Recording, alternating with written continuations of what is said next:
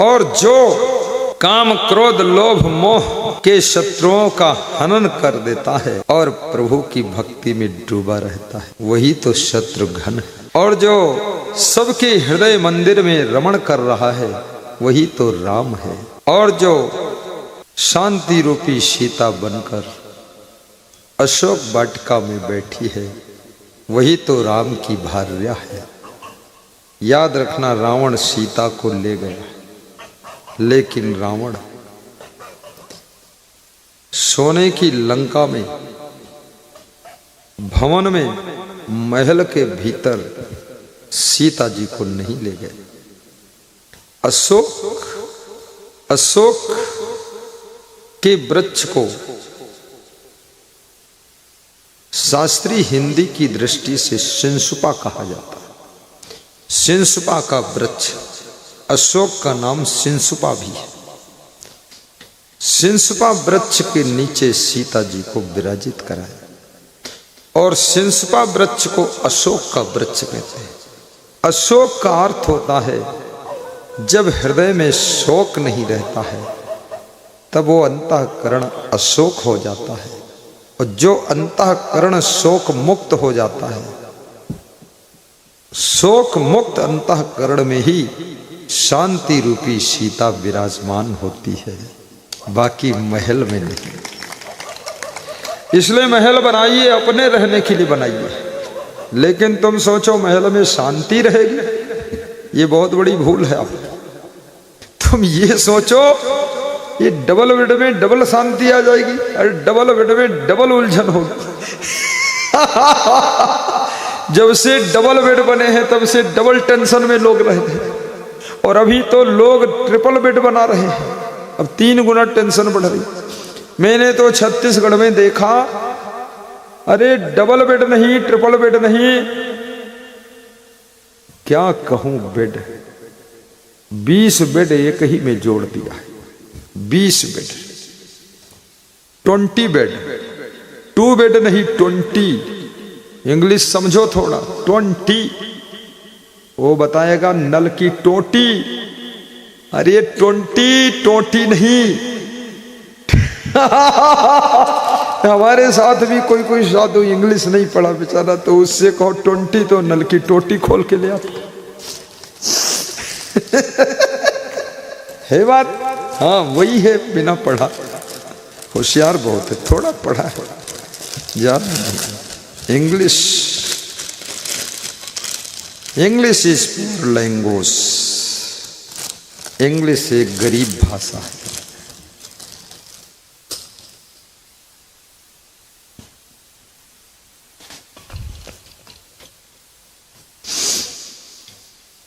चिंता भी 20 गुना हो गई। ये बेड बढ़ाने से शांति रूपी सीता की प्राप्ति नहीं होगी। शांति रूपी सीता उनको मिलती है जिनका अंतःकरण रूपी अशोक का वृक्ष हो और शोक मुक्त हृदय हो। शोक मुक्त यानी दुख मुक्त। दुख मुक्त यानी जो दुख से मुक्त हो गया। तो दुख से मुक्त आत्मा जो है कौन होता है? जो चिंता से मुक्त है, टेंशन से मुक्त है, तनाव से मुक्त है, वही दुख से मुक्त होता है। और जब दुख से मुक्त होता है तो शोक मुक्त हो जाता है, और शोक मुक्त होता है वो अशोक हो जाता है। और जो अशोक हो गया वहां सीता जी शांति विराजमान हो जाती है। ये बात को समझना, शोक मुक्त होना पड़ेगा, अशोक बनना पड़ेगा। लेकिन तुम्हारे एक शोक थोड़े है, बहुत शोक है तुम्हारे। तो शोक ही शोक है, इतना शोक है, हर रोज एक नया नया शोक समाचार आता है, दुख का समाचार आता है। कहीं लड़का फेल हो गया, ये समाचार आ गया, ये भी शोक समाचार है। कहीं पत्नी के पेट में दर्द है, ये और ज्यादा शोक समाचार है। और कहीं भाई ने बेईमानी कर लिया, ये बहुत बड़ा शोक समाचार। और कहीं लड़की भाग गई, ये बहुत ज्यादा शोक समाचार है।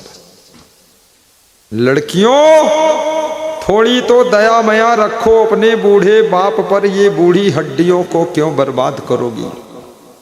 तुम किसी के साथ भाग जाओगी, तुम्हारे बूढ़े माँ बाप की क्या दशा होगी।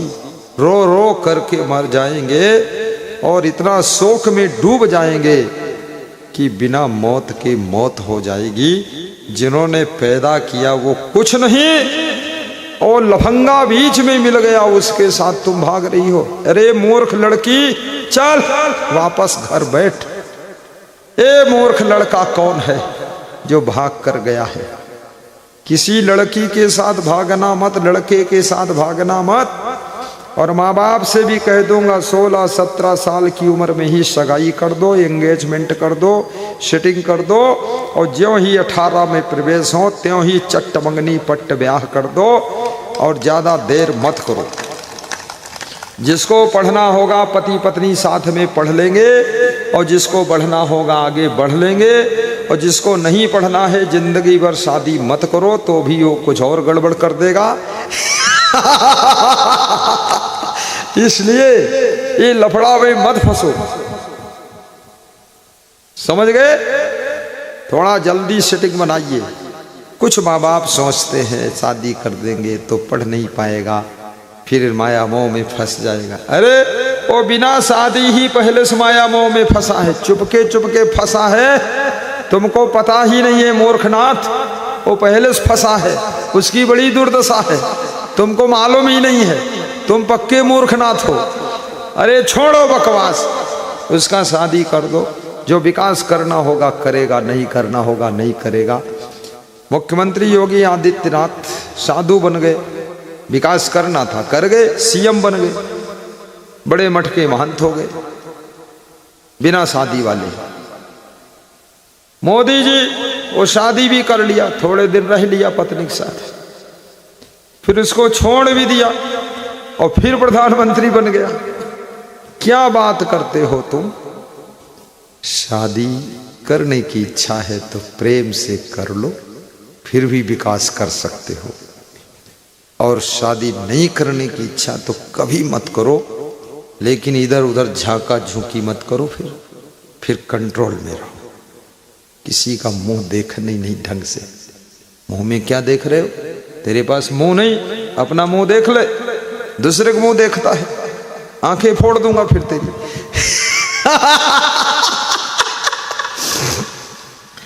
कबीर साहब कोई उधर बहुत हंस रहा, नौकर हमारा हंस रहा। कई नौकर इसलिए यहां नौकरी करते पंडाल में कि हंसने के यही मिलेगा, मत जाओ घर पे। कई नौकर घर गए, वापस दौड़कर भाग कर आ गए। हमने कहा क्यों आए, बोले ऐसा सुख कहीं नहीं। बहुत आनंद आता गुरुजी, फिर प्रवचन सुनता हूँ। एक दिन 6 घंटे पंडाल लगा देता हूँ, 3 दिन खूब सोता हूँ, माल खाता हूँ, जितनी जलेबी मिले बाल्टी भर निकाल देता हूँ, और जलेबी हलवा, और फिर हंसता हूँ। जब तुम हंसते हो खी खी खी खी, मस्त मजा आता है। वास्तव में कौन है वो व्यक्ति जो हमको हंसा सकता है। ये दुख में डूबी हुई आत्मा को कौन खुश करेगा, कौन प्रसन्न करेगा। ये टेंशन के तनाव में फंसी हुई आत्माओं को कौन परमानंद देगा, और कौन इनको ठहाका लगवाएगा। उसका नाम क्या है, उसका नाम असंग दास है। वही तुम्हारे पास है, वो गुरु तुम्हारा खास है, और दुखों का पूरा नाश है, क्योंकि उसने लिया सन्यास है, और तुम्हारी पूरी करेगा आस है। बोलिए सदगुरु भगवान की जय, सुखदाता गुरुदेव की जय, दुख भंजन सर्वेश्वर सरकार की जय। आनंद। भगत सोच रहा होगा जितना टाइम बीत रहा उतनी ताकत बढ़ कैसे रही। बढ़ेगी क्यों नहीं, अब इंजन गर्म हो रहा, स्पीड पकड़ेगा। वो मेरा साधु कह रहा था कि 50 किलोमीटर तक गाड़ी चलती है तो थोड़ा इंजन गर्म नहीं हो पाता, और जब गर्म होता तो स्पीड पकड़ती। तो मेरी गाड़ी, मैंने कहा मेरा भी ऐसा ही है, 1 घंटे प्रवचन धीरे धीरे होता, उसके बाद जोश पकड़ता। अरे भूरिया कोई मामूली है, ऐसे थोड़े गुरुजी को बुला लाया। पहली बार मिले अभी उज्जैन में भूरिया और वो मंडल अध्यक्ष। खड़े हो जाओ यादव जी, तुम क्यों ऐसे खड़े होते? हाँ उधर पीछे मुंह करो, हम तो जानते। ये कृष्ण कुमार यादव है क्या? कमल, देखो नाम भी बहुत अच्छा रखा है कमल, ये कुछ कमाल करेगा। देखता हूं लास्ट दिन तक क्या कमाल करता है। 3 दिन में पता चल जाएगा कि अयोध्या के लिए कितना दान करता है। कमाल करने वालों को पता वहीं चलेगा। हाँ हाथ झाड़ कर निकल गया तो कमाल तो नहीं किया, कमल बस मुरझा गया। तो दान भी करना है, ठीक। भोजराज उधर देख लो, इधर भी देखो, पीछे देखो, बस ताली बजा दो। फालतू देख रहे, ताली नहीं बजाते।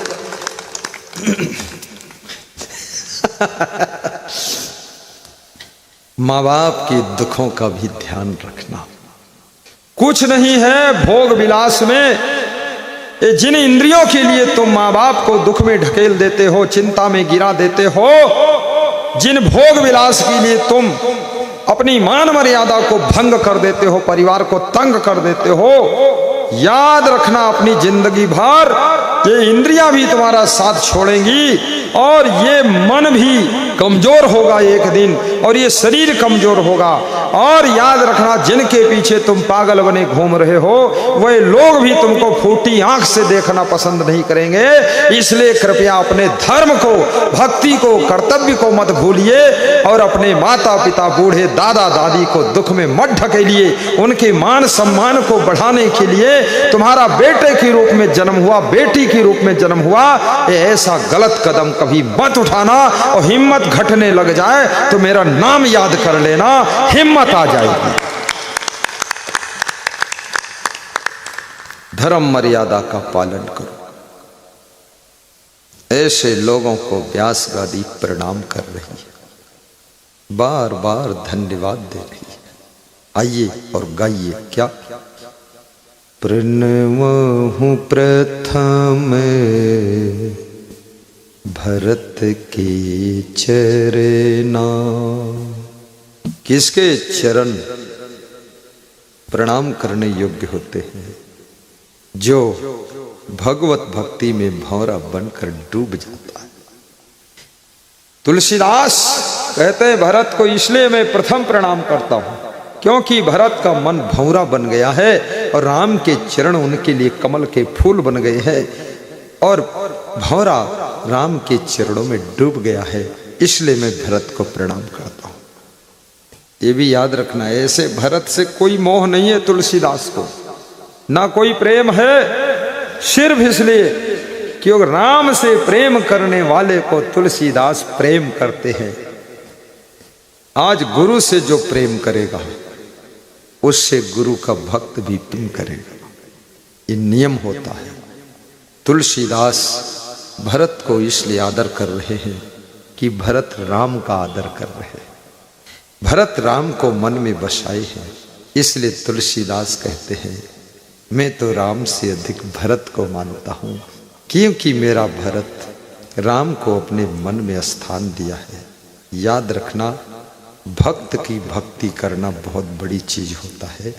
गुरु को जलेबी खिलाना आसान है, लेकिन गुरु के भक्तों को जलेबी और खिचड़ी खिलाना, पोहा खिलाना। आज तो मकर संक्रांति का पर्व पूरे देश विदेश में मनाया जा रहा है, पतंग उड़ाई जा रही है, खिचड़ी खाई जा रही है, जलेबी छकी जा रही है और तिल की पापड़ी वो भी खत्म हो रही है। आज तो बड़ा आनंद आ रहा है, बूढ़े बूढ़े लोग भी पतंग उड़ा रहे हैं और जो जितना ज्यादा तंग है वो उतना ज्यादा उड़ाता पतंग है। हाँ, जिसको ज्यादा टेंशन होती वो ताश खेलता है, जिसको ज्यादा टेंशन वो पतंग उड़ाता है, जिसको ज्यादा टेंशन होती ना वो फालतू लोगों के साथ बैठकर बातें करता रहता। ये टेंशन की पहचान है कि मनोरंजन वही लोग करते हैं जिनका मन गंजन हो गया है, जिनका मन बहुत दुखी है, टेंशन में है, तनाव में है, डिप्रेशन में है, जिनका मन स्ट्रेस में है, वो लोग मनोरंजन साधन ढूंढते हैं। किसी तरह मन को बहलाया जाए। बेहद तादाद से ज्यादा दुख है मन में, इसलिए बैठकर ताश खेल रहे हैं। अरे मूर्खों, ताश खेलने से दुख कम नहीं होगा, दुख और बढ़ जाएगा। ये पतंग उड़ाने से दुख कम नहीं होगा। पतंग नहीं उड़ाना है, पतंग उड़ाने का अर्थ समझना है। अपनी जिंदगी की पतंग को और ऊंचे ले जाना है। आज के दिन संकल्प लीजिए और उस पतंग, जिंदगी की पतंग की डोर किसी महान सदगुरु के हाथ में थमाना है, ताकि वो हमारे जीवन की पतंग को सबसे ऊंचे दुनिया के आकाश में उड़ा सके। इसलिए यह है पतंग का अर्थ। वो बुढ़ऊ लिए पतंग छत पर खड़े थे, मैंने देखा। अरे हमने कहा धूर्त, प्रवचन में आ जा, तेरी पतंग सही कर दूं। हाँ, बूढ़ा हो गया, पतंग उड़ाता है। जीवन की पतंग की क्वालिटी अच्छी हो, पतंग के बारे में समझो। पतंग तो बहुत लोग उड़ाते हैं, लेकिन उनकी पतंग ऊंचे उड़ती है जिनकी डोर लंबी होती है। और डोर भी लंबी हो फिर भी पतंग ऊंचे नहीं जाएगी। डोर जिसके हाथ में है वो उड़ाने वाला कलाकार होना चाहिए, तब पतंग ऊंचे जाए। अरे उड़ाने वाला भी कलाकार हो फिर भी पतंग ऊंचे नहीं जाएगी। डोर भी लंबी हो तो भी ऊंचे नहीं जाएगी, टॉप पर नहीं जाएगी, क्योंकि दूसरे लोग तुम्हारी पतंग की डोरी को काट देंगे और नीचे गिरा देंगे। तो दूसरों की पतंग से बचाने की भी कला होनी चाहिए, तब आपकी पतंग आकाश में उड़ती रहेगी। और तुम्हारे जीवन की पतंग की डोर को काटने वाले कोई गैर लोग नहीं होते हैं, वह भी तुम्हारे ही आसपास के लोग, परिचित लोग होते हैं। वही तुम्हारे जीवन की पतंग की डोर काट कर तुमको नीचे गिरा देते हैं। उनसे अपनी डोर को काटने से बचने की कला भी सीखो और अपने जीवन की पतंग की डोर कोई अच्छे महान पुरुष के हाथ में थमाइए। जैसे राम ने अपने जीवन की पतंग की डोर को विश्वामित्र के हाथ में सौंप दिया था, कृष्ण ने अपने जीवन की पतंग की डोर को संदीपन गुरु के हाथ में सौंप दिया था, ऐसे तुम भी किसी महान गुरु के हाथ में अपने जीवन की पतंग की डोर को सौंपिए। फिर देखिए आपकी पतंग कभी तंग नहीं होगी और पतंग में रोज रोज नया नया रंग आ जाएगा और पतंग जंग में आगे निकल जाएगी। और ये भी याद रखना, पतंग की क्वालिटी भी अच्छी होनी चाहिए। डोर भी लंबी है, उड़ाने वाला भी कलाकार है, लेकिन क्वालिटी खराब है। सड़ा कागज है, वो फट जाएगी, हवा में गिर जाएगी नीचे। क्वालिटी भी अच्छी हो। आपके जीवन की पतंग की क्वालिटी अच्छी होनी चाहिए। एबिलिटी, कैपेसिटी, ये सब टॉप क्वालिटी की होनी चाहिए। आपके जीवन की पतंग अच्छी होना चाहिए। और जीवन की पतंग कैसे अच्छी बनती है? चरित्र अच्छा हो, कर्म अच्छे हो, स्वभाव अच्छा हो, वाणी अच्छी हो, व्यवहार अच्छा हो, विचार अच्छे हो, डिसीजन अच्छा हो, तो आपके जीवन की पतंग की क्वालिटी अच्छी हो जाती है। और जीवन की पतंग की क्वालिटी भी अच्छी है, डोर भी लंबी है, लेकिन डोर मजबूत भी होना चाहिए, ये भी याद रखना। और डोर मजबूत भी है, उड़ाने वाला कलाकार भी है, लेकिन मौसम ठीक नहीं है। पानी बरस रहा है, आपकी पतंग फिर नीचे गिरेगी, भीग जाएगी, खराब जाएगी, गिर जाएगी। इसलिए मौसम भी देख लो, समीकरण भी देख लो, टटोल लो, सिस्टम देख लो, सब समझ लो। मेरे पास में एक फोन आया नीम का थाना, जिला राजस्थान से। बोले गुरुदेव, मेरी इच्छा हो रही हो, मेरे जमात वालों की, साथ वालों की इच्छा है कि सरपंच का चुनाव लड़ जाओ।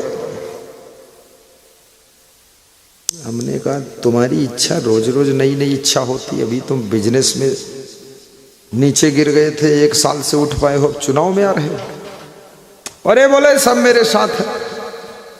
तुमने कहा अपनी जाति के लोग कितने हैं? बोले इतने हैं। अच्छा, दूसरी जाति की इतने, उतने, कितने, कौन कौन लड़ रहा? इतने लड़ रहे हैं। हमने कहा तुम मत लड़ना, नहीं तो दुकान के ग्राहक भी कट जाएंगे, राजनीति में जीरो चले जाओगे और इधर ग्राहकों में भी कट जाओगे, तो ठन ठन गोपाल बन जाओगे। बोले मैं नहीं लड़ूंगा। हमने कहा अभी नहीं, 5 साल और धन कमा लो, व्यवहार कमा लो, प्रेम कमा लो, इज्जत कमा लो, प्रभाव कमा लो। अखाड़े में जब उतरो तो याद रखना पूरी ताकत के साथ उतरना चाहिए। राम भगवान ने अचानक रावण के ऊपर आक्रमण नहीं किया था, तैयारी में बहुत समय लग गया था। रामादल तैयार किया, सुग्रीव की सेना, अंगद की सेना, हनुमान जी की सेना और जामवंत की सेना, बड़े बड़े सेनापति सबको जोड़ करके मोड़ करके भगवान ने पूरी ताकत के साथ में तब आक्रमण किया था और एक बार में फाइनल काम कर दिया था। इसलिए तैयारी करते रहो।